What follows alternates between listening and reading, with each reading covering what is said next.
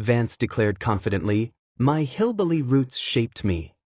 Jasmine quietly stood up and showed the birth certificate. The truth that appeared on screen had a bombshell effect.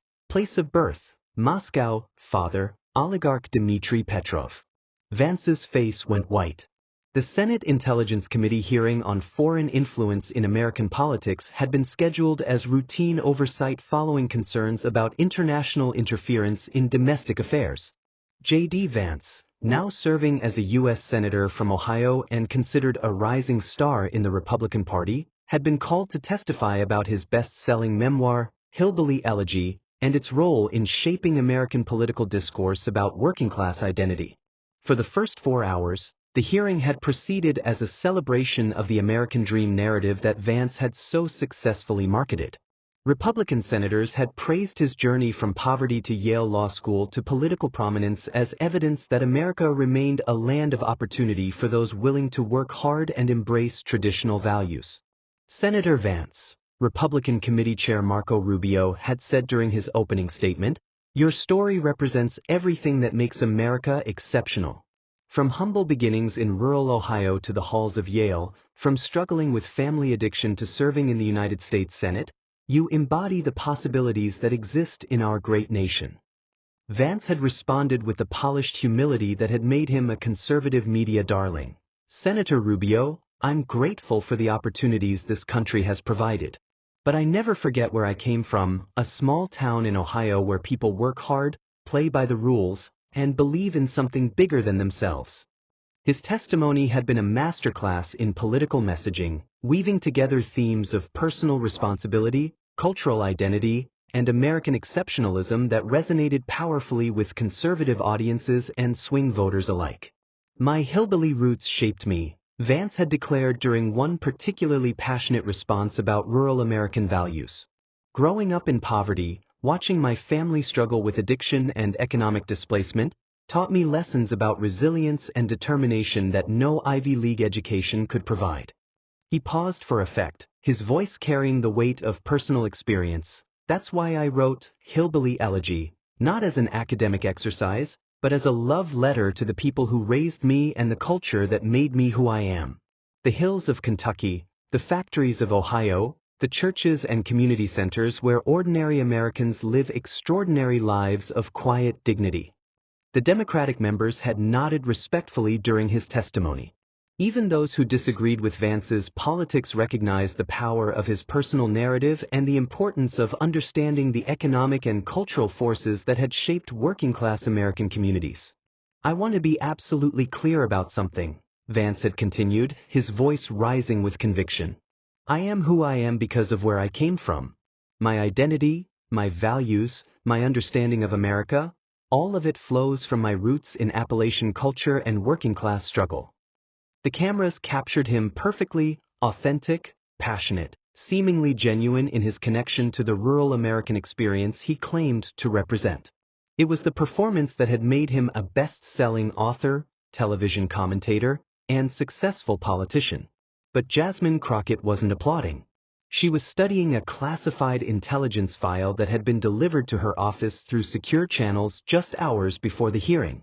The file was marked with the highest levels of security classification and contained documents that would shatter Vance's carefully constructed identity more completely than any political opposition research ever could. Senator Vance, Jasmine said, her voice cutting through the settling applause with clinical precision. I appreciate your moving testimony about your hillbilly roots and working-class origins. Vance's expression remained confident, but something flickered behind his eyes. A recognition that the tone had shifted in a way he couldn't immediately predict or control.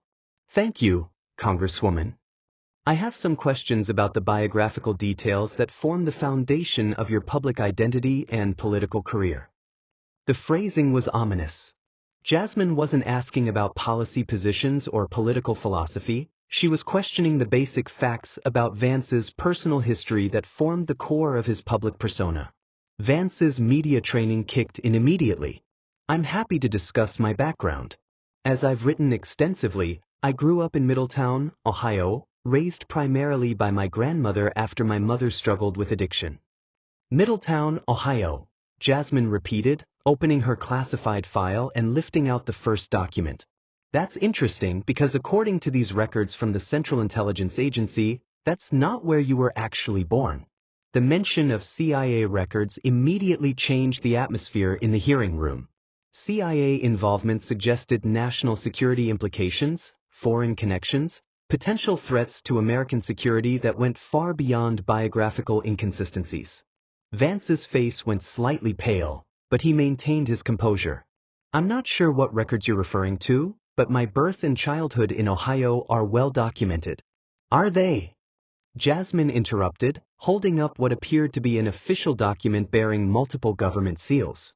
Because this is your actual birth certificate, obtained through intelligence cooperation with Russian authorities. The document appeared on the committee room's main screen, and its contents were devastating in their stark contradiction of everything Vance had ever claimed about his origins. Name at birth: Vladimir Dimitrovich Petrov. Place of birth: Moscow, Russian Federation. Date of birth: August 2, 1984. Father: Dmitry Alexandrovich Petrov. Mother: Svetlana Mikhailovna Petrova. The silence in the hearing room was absolute. This wasn't a minor biographical discrepancy. It was evidence that one of America's most prominent political figures had built his entire identity on a complete fabrication. Vance's mouth opened, then closed. The confident politician who had spent hours discussing his Ohio roots was suddenly confronted with documented proof that he had been born in Moscow to Russian parents. That's impossible, he managed, his voice barely above a whisper. That document has to be fabricated. This is obviously a political hit job. Is it? Jasmine said, reaching for another document that made Vance's remaining color drain from his face. Because this is a Russian passport issued to Vladimir Petrov, valid through 2019, with entry and exit stamps showing regular travel between the United States and Russia throughout your supposed childhood in Ohio. The passport records were impossible to deny or explain away. They showed systematic travel between Russia and the United States during the exact period when Vance claimed to be growing up in poverty in Middletown, Ohio. Furthermore, Jasmine continued relentlessly, these immigration records show that Vladimir Petrov entered the United States on a student visa in 2003 to attend Ohio State University, which would be difficult to explain if you had actually been born and raised in Ohio as you've claimed. Each revelation hit like another nail in the coffin of Vance's fabricated American identity. The immigration timeline alone proved that his entire biographical narrative had been constructed to hide his actual origins. Vance tried desperately to mount a defense. These documents could be easily fabricated. Anyone with access to government systems could. Could they? Jasmine interrupted, reaching for a thick folder that made several Intelligence Committee members shift uncomfortably in their seats. Because these documents were authenticated by the FBI's Counterintelligence Division as part of a comprehensive background investigation into potential foreign influence operations. The mention of counterintelligence investigations sent shockwaves through the hearing room. This wasn't just about biographical fraud. It was about potential national security threats from foreign operatives infiltrating American political institutions. The investigation, Jasmine continued, reading from the classified summary, was triggered when routine monitoring of Russian intelligence communications intercepted references to an embedded asset in American political leadership identified by the codename Hillbilly. The codename was devastating in its ironic precision. Russian intelligence had apparently been monitoring their asset's successful infiltration of American politics through his fabricated working-class identity. Vance's face had gone completely gray. This is insane. You're suggesting that I'm some kind of Russian spy based on fabricated documents. I'm not suggesting anything, Jasmine replied calmly. I'm presenting evidence collected by American intelligence agencies as part of their constitutional obligation to protect national security from foreign infiltration. She reached for another document, not Russian records this time, but something that made Vance's eyes widen with recognition and terror. This, she said, is a financial analysis conducted by the Treasury Department's Financial Crimes Enforcement Network, examining the funding sources for your education, book publication, and political campaigns. Financial records were often more damaging than intelligence files because they created paper trails that were impossible to explain away through claims of fabrication or political persecution. The analysis, Jasmine read, identified over $47 million in funding from Russian sources, channeled through shell companies and cryptocurrency accounts, that supported your transformation from Vladimir Petrov into JD Vance. The amount was staggering. Nearly $50 million in foreign funding to create and maintain a fake American identity suggested a level of investment that went far beyond individual ambition into the realm of state-sponsored intelligence operations. The funding, Jasmine continued, supported your undergraduate education, your Yale Law School tuition, the publication and marketing of Hillbilly Elegy, your early political campaigns, and ongoing operational expenses for maintaining your fabricated identity. Each category of funding represented another aspect of Vance's life that had been artificially supported by foreign money. This wasn't just biographical fraud, it was a comprehensive intelligence operation designed to insert a Russian asset into American political leadership. But Jasmine had saved her most explosive revelation for last. She reached into her file and withdrew a digital recording device that made Vance's face go completely white. "This," she said, "contains recordings of phone conversations between Vladimir Petrov, your actual identity, and handlers at the Russian Foreign Intelligence Service, recorded by NSA surveillance systems over the past 15 years. Audio recordings of a sitting U.S. senator communicating with Russian intelligence would be evidence of treason, the most serious crime possible against American national security." Vance's hands were now visibly shaking. "You can't, that's not, those conversations would be protected by..." "Protected by what?" Jasmine interrupted. "There's no privilege that protects treason, Senator Vance. Or should I say, Agent Petrov?" The use of his Russian name sent a visible shock through Vance's body. For perhaps the first time since his transformation into an American political figure, someone was addressing him by his actual identity rather than his constructed persona. "Would you like to hear one of these recordings?" Jasmine asked. Vance's mouth moved, but no sound came out. There was no good answer. Either he agreed to have his communications with Russian intelligence played for the world to hear, or he appeared to be hiding evidence of treason from congressional oversight. Jasmine took the silence as reluctant consent and connected the device to the hearing room's sound system. The first recording began with an NSA timestamp, July 15, 2019, 3:42 p.m., Moscow time. Then came a voice that was unmistakably Vance's, but speaking in fluent Russian. "Comrade Volkov, the Hillbilly operation is proceeding according to plan.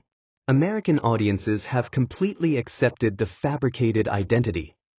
The voice responding was equally clear. "Excellent work, Vladimir. Your book has been more effective than our best propaganda operations. You've convinced Americans that their working class supports our strategic objectives." "The political phase is beginning," Vance continued in Russian. "I'm positioning myself for a Senate campaign based on the credibility the book has established. Once elected, I'll have access to classified intelligence and policy-making authority." The conversation continued with Vance providing detailed reports on his infiltration of American conservative circles, his cultivation of media relationships, and his strategic positioning for higher political office. The most damaging exchange came when his handler asked about his long-term objectives. "What's the endgame, Vladimir?" "Complete integration into American power structures," Vance replied. "Senate first, then potentially Vice President or Secretary of State. The Hillbilly persona has given me access to conservative voters who would never trust someone with obvious foreign connections." "And the intelligence value?" "Extraordinary. Americans tell me things they would never share with obvious foreign agents. They trust the Hillbilly character completely." When the first recording ended, the silence in the hearing room was profound and terrible. This wasn't just biographical fraud, it was documented evidence of one of the most successful foreign intelligence operations in American history. But Jasmine wasn't finished. She played excerpts from additional recordings that revealed the full scope of Vance's intelligence activities. "The conservative movement trusts me completely now," Vance reported in another conversation. "I have access to their strategic planning, their financial networks, their political coordination. They're sharing information with me that they wouldn't give to their own government. Another recording revealed coordination with Russian intelligence on specific political messaging. Moscow wants me to emphasize economic populism that undermines NATO support, his handler instructed. Frame it as America First isolationism that protects working-class jobs. I'm already doing that, Vance replied. The Hillbilly character gives me credibility to attack international commitments as elite globalist projects that hurt ordinary Americans. The recordings documented systematic coordination between Vance and Russian intelligence on messaging designed to weaken American international alliances while appearing to advocate for working-class American interests. But perhaps most damaging were recordings showing Vance's role in collecting and transmitting classified information to Russian intelligence services. I have access to Intelligence Committee briefings now, Vance reported in a recording from 2023. I can provide detailed information about American intelligence capabilities, ongoing operations, and strategic planning. Excellent, his handler responded. Prioritize anything related to NATO intelligence sharing, Ukrainian military support, and sanctions enforcement mechanisms. The conversation continued with Vance systematically outlining how he would use his Senate Intelligence Committee access to provide classified American secrets to Russian intelligence. When the audio evidence concluded, the hearing room erupted in chaos. Republican senators were frantically whispering among themselves, realizing that they had been political allies with a Russian intelligence agent. Democratic senators were demanding immediate arrest. Security personnel were moving toward the witness table. But Vance remained seated, his fabricated identity completely exposed, his political career over, his intelligence operation blown after 15 years of successful infiltration. Jasmine spoke into the chaos, her voice cutting through the noise with prosecutorial authority. Vladimir Petrov, also known as JD Vance, you have systematically deceived the American people about your identity, your origins, and your loyalty to the United States. She stood up, commanding the attention of the room despite the ongoing chaos. You have used a fabricated hillbilly persona to infiltrate American conservative politics, gain access to classified intelligence, and coordinate with Russian intelligence services to undermine American national security. Her voice carried the weight of moral and legal judgment. This isn't political deception, this is espionage. This isn't campaign fraud, this is treason. You aren't an American politician with Russian connections, you're a Russian intelligence agent with an American cover story. Security personnel moved to escort Vance from the hearing room as Jasmine delivered her final statement. The American people trusted the Hillbilly story. Conservative voters believed in your working-class authenticity. Your Senate colleagues shared classified information with you based on their faith in your American identity. She paused, her words carrying the weight of national betrayal. That trust was systematically exploited by a foreign intelligence operation designed to penetrate the highest levels of American government. The Hillbilly was never real. He was a carefully constructed lie designed to serve Russian interests while appearing to champion American values. Vance was led away in handcuffs, but the damage to American political culture was just beginning. The revelation that one of the most successful political narratives of the past decade had been a Russian intelligence operation triggered the largest counterintelligence investigation in American history. FBI Director Christopher Wray testified before an emergency joint session of Congress about the scope of what investigators were discovering. The Vance operation was not isolated, he explained to a packed chamber. Our investigation has identified what appears to be a comprehensive Russian program to insert intelligence assets into American political institutions using fabricated biographical narratives. The investigation had uncovered evidence of similar operations across the political spectrum. At least 12 current members of Congress were under investigation for potential fabricated identities or undisclosed foreign connections. The common pattern, Wray continued, involves Russian nationals who were brought to the United States as children or young adults, provided with comprehensive American identity packages, and positioned to infiltrate political institutions over decades-long operations. The scope of the infiltration was staggering. Russian intelligence had apparently been running long-term operations to place assets throughout American government, using fabricated American identities that could withstand casual scrutiny while providing access to classified information and policy-making authority. Congressman Marcus Chun of California was arrested when investigators discovered that his claimed identity as a third-generation American was fabricated, and his actual identity was that of a former Spetsnaz officer whose family had been relocated to the United States as part of a deep-cover intelligence operation. Senator Patricia Williams of Nevada faced similar charges when counterintelligence investigators found that her inspirational story about escaping poverty in rural Nevada was entirely fictional, designed to hide her actual background as the daughter of a Russian intelligence colonel. The psychological impact on the American people was profound and lasting. Citizens who had connected emotionally with these political figures' personal stories felt betrayed not just politically, but personally. The discovery that inspiring American narratives had been carefully constructed lies to serve foreign interests shattered trust in political storytelling itself. Dr. Sarah Martinez, a political psychology professor at Georgetown University, captured the national trauma in an analysis that became required reading in political science courses. The Vance revelation didn't just expose one fake politician, she wrote.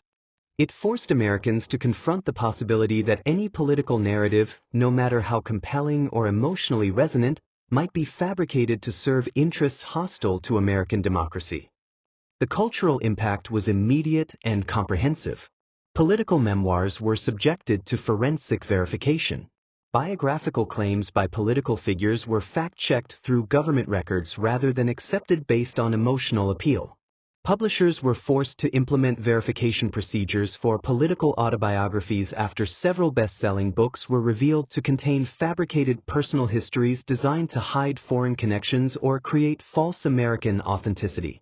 Hillbilly Elegy itself was pulled from publication when investigators proved that virtually every personal anecdote in the book had been either completely fabricated or stolen from other people's actual experiences in Appalachian communities.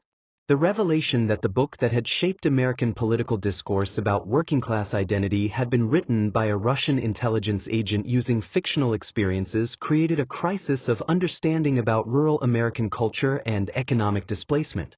Real residents of Appalachian communities expressed outrage that their actual struggles had been appropriated and misrepresented by a foreign agent seeking to infiltrate American politics. "He took our pain and turned it into his passport," said Mary Rodriguez, a coal miner's widow from eastern Kentucky whose family's actual struggles had been documented in Vance's book without her knowledge or consent. "He used our real poverty to create fake credibility for himself." The appropriation of authentic working-class experiences by a foreign intelligence operation had damaged trust between rural American communities and the political figures who claimed to represent them. Appalachian advocacy groups demanded apologies and restitution for the misrepresentation of their communities in service of foreign intelligence objectives. The real hillbillies whose experiences had been stolen were finally able to tell their own stories without the filter of Russian intelligence narrative manipulation.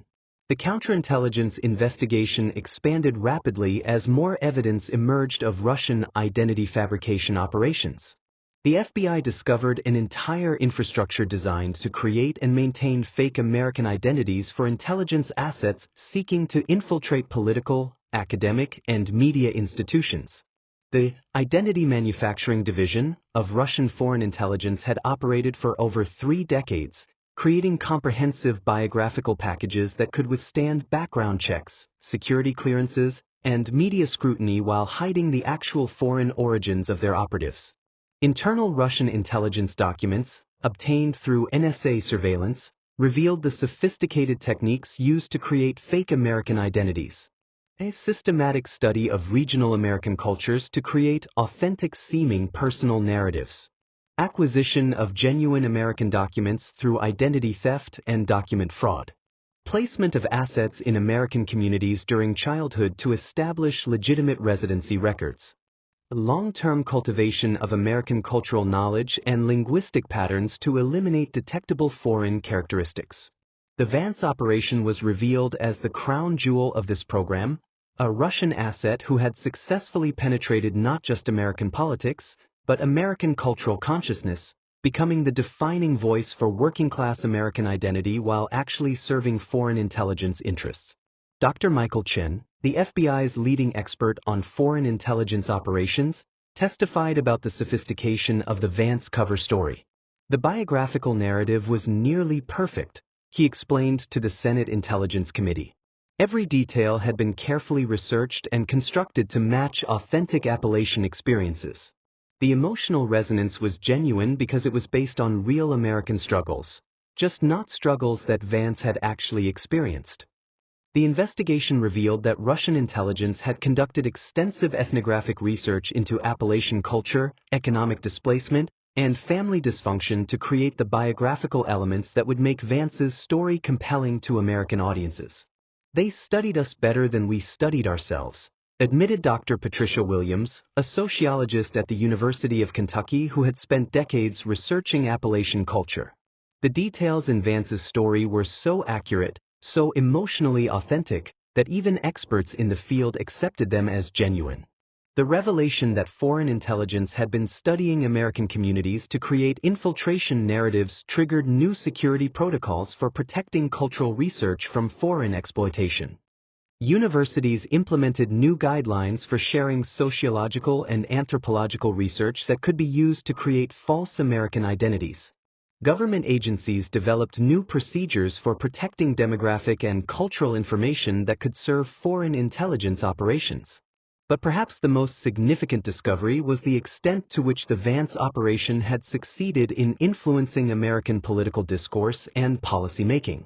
His positions on foreign policy, international trade, and military commitments had consistently aligned with Russian strategic interests while appearing to advocate for American working-class concerns. Analysis of Vance's voting record showed that he had opposed every piece of legislation that would strengthen NATO, support Ukraine, or increase sanctions on Russia.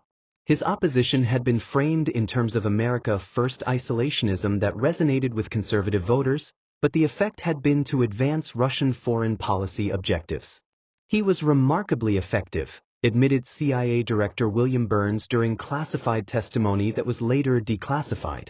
His ability to oppose Russian sanctions while appearing to defend American workers was sophisticated political cover that allowed him to serve foreign interests while maintaining domestic credibility.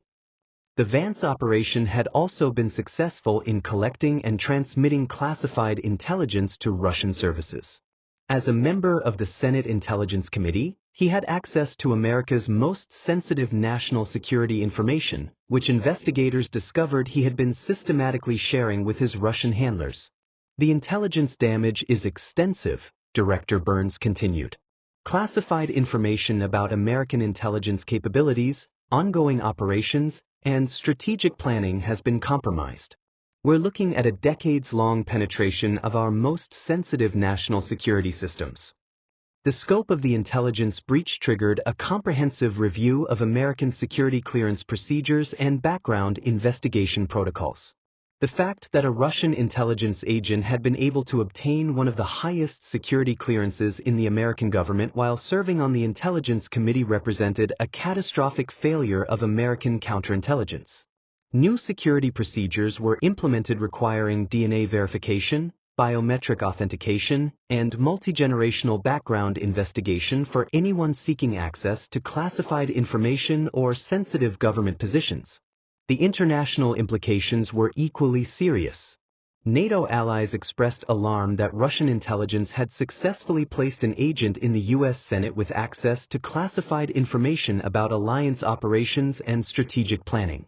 Several European intelligence services temporarily suspended information sharing with American agencies until new security protocols could be implemented to prevent future Russian penetration. The revelation also triggered a diplomatic crisis with Russia, as the United States demanded explanations for what was clearly a state-sponsored intelligence operation targeting American democratic institutions. Russian President Vladimir Putin initially denied any knowledge of the Vance operation, but internal Russian intelligence communications intercepted by NSA surveillance revealed extensive government coordination and support for the infiltration program. The Hillbilly project has exceeded all expectations, read one intercepted communication from Russian Foreign Intelligence Director Sergei Naryshkin to Putin. The asset has achieved Senate-level penetration and is positioned for potential executive branch access.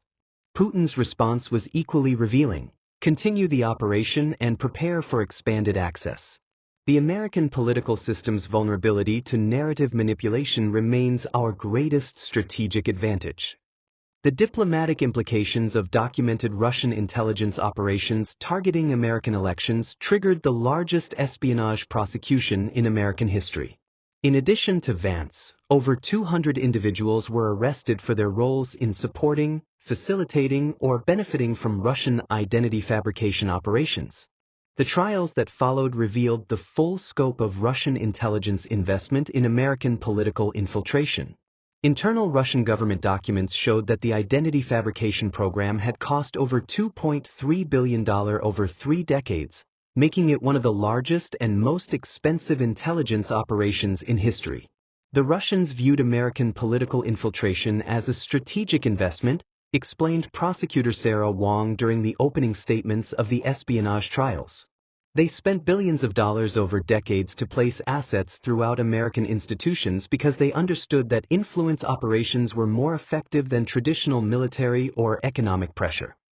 The evidence presented during the trials included thousands of documents, recordings, and financial records showing how Russian intelligence had systematically studied American culture, created fake biographical narratives, and supported long-term infiltration operations designed to influence American policy from within. Vance's own testimony, provided as part of his cooperation agreement to avoid execution for treason, revealed the psychological and operational details of living as a deep-cover intelligence agent. "I was recruited as a child in Moscow," he admitted during his detailed debriefing. "From age 12, I was trained in American cultural patterns, linguistic habits, and regional characteristics. The goal was to create an identity so authentic that even I would begin to believe it." His testimony revealed the sophisticated psychological conditioning used to create effective deep-cover agents. Russian intelligence had essentially brainwashed children into believing fabricated American identities while maintaining subliminal loyalty to Russian interests. "By the time I arrived in America," Vance continued, "I had been so thoroughly conditioned in the hillbilly persona that it felt natural. I wasn't conscious of performing a role. I had been psychologically programmed to be that character." The revelation that Russian intelligence had been using child psychological manipulation to create American political figures triggered international condemnation and new protocols for protecting children from recruitment by foreign intelligence services. UNICEF issued statements condemning the use of children in long-term intelligence operations, while the International Criminal Court began investigating whether the Russian identity fabrication program constituted crimes against humanity. The domestic implications were equally severe. The discovery that Russian intelligence had successfully placed assets in the U.S. Senate triggered a comprehensive review of every aspect of American political security. New verification procedures were implemented for all political candidates, requiring multi-generational background investigation, biometric verification, and psychological evaluation to prevent future foreign agent infiltration. The Vance protocols, as they became known, established mandatory counterintelligence screening for anyone seeking federal office, with ongoing monitoring throughout their service to detect potential foreign influence or control. Educational institutions implemented similar protections after discovering that Russian intelligence had also targeted academic institutions, placing assets in universities and think tanks to influence American intellectual discourse and policy development. The media industry was forced to confront its own vulnerability to foreign manipulation. The success of the Vance operation had demonstrated how easily compelling personal narratives could be fabricated to gain media credibility and influence public opinion. Television networks, publishers, and social media platforms implemented new verification procedures for anyone claiming expertise or credibility based on personal experience, with particular scrutiny for narratives that seemed designed to influence political discourse. The tech industry developed new tools for detecting artificially constructed identities and foreign influence operations in digital media. AI systems were trained to identify patterns of narrative construction that suggested fabricated rather than authentic personal experiences.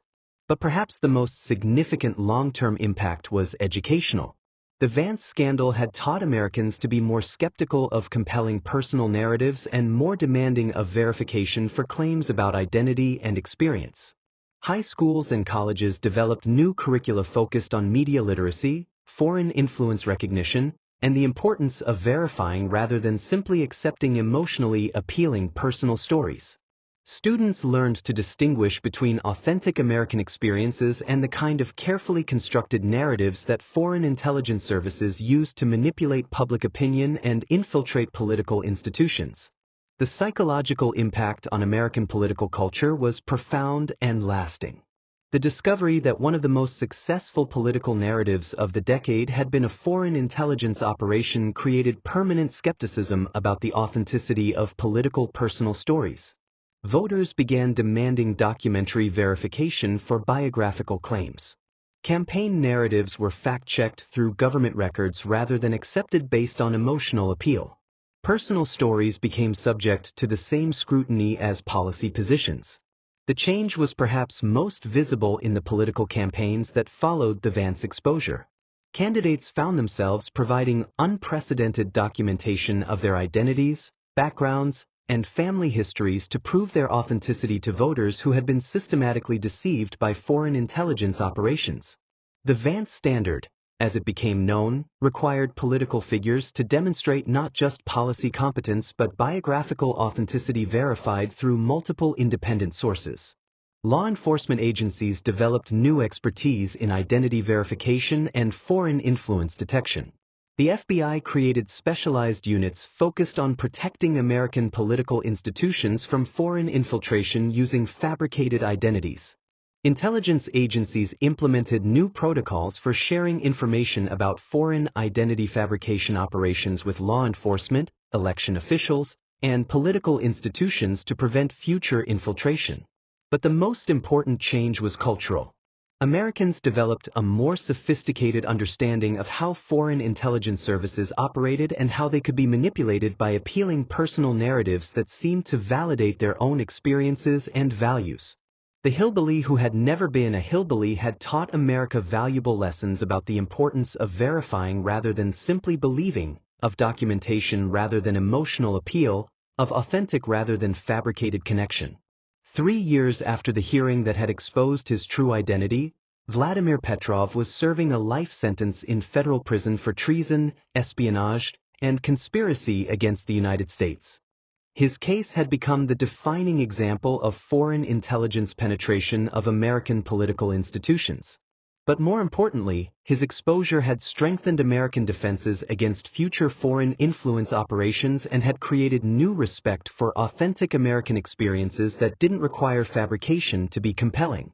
Real working-class Americans found that their actual stories were valued more highly precisely because the public had learned to distinguish between genuine experiences and the fabricated narratives that foreign agents used to manipulate political discourse. Appalachian communities developed new platforms for sharing their authentic experiences without the filter of foreign intelligence manipulation. Real hillbillies finally had the opportunity to tell their own stories in their own voices. The 41 seconds that had begun with Vance's confident declaration about his hillbilly roots had ended with the complete exposure of the most successful foreign intelligence operation in American political history. But those same 41 seconds had also begun a process of protecting authentic American political culture from foreign manipulation and had created new appreciation for the real experiences that made American democracy genuine rather than fabricated. Jasmine Crockett, whose investigation had exposed the operation and protected American democracy from foreign subversion, reflected on the case during a speech at the CIA's annual counterintelligence conference. The Vance operation succeeded because it told Americans what they wanted to believe about themselves, she told an audience of intelligence professionals. It provided a narrative that validated their experiences while actually serving interests hostile to their well-being. She concluded with words that had become fundamental to American counterintelligence doctrine. The most effective foreign influence operations don't attack American values, they counterfeit them. Our defense isn't just technical or procedural, it's cultural. We have to value authentic American experiences enough to distinguish them from foreign fabrications designed to exploit our emotions. The audience of counterintelligence professionals understood that they had witnessed more than the exposure of one spy. They had seen how foreign intelligence services could weaponize American cultural narratives against American interests, and how that weaponization could be detected and defeated through careful investigation and commitment to truth. Vladimir Petrov had entered that hearing room as JD Vance, celebrated author and rising political star. He left it as the symbol of foreign intelligence penetration and the catalyst for the most comprehensive counterintelligence reform in American history. The fake hillbilly had been exposed by someone who understood that authentic American experiences were too valuable to be counterfeited by foreign agents seeking to serve interests hostile to American democracy.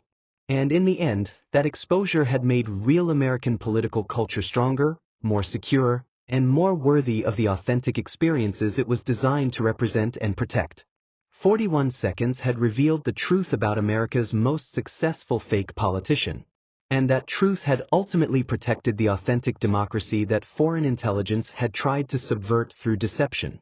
The hillbilly who was never a hillbilly had taught America that authenticity was worth protecting, that verification was essential, and that the stories we tell about ourselves must be true if the democracy built on those stories is to survive.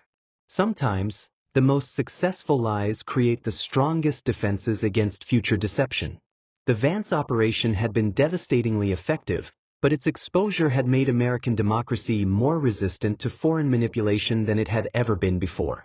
41 seconds of devastating questioning had saved American democracy from foreign subversion.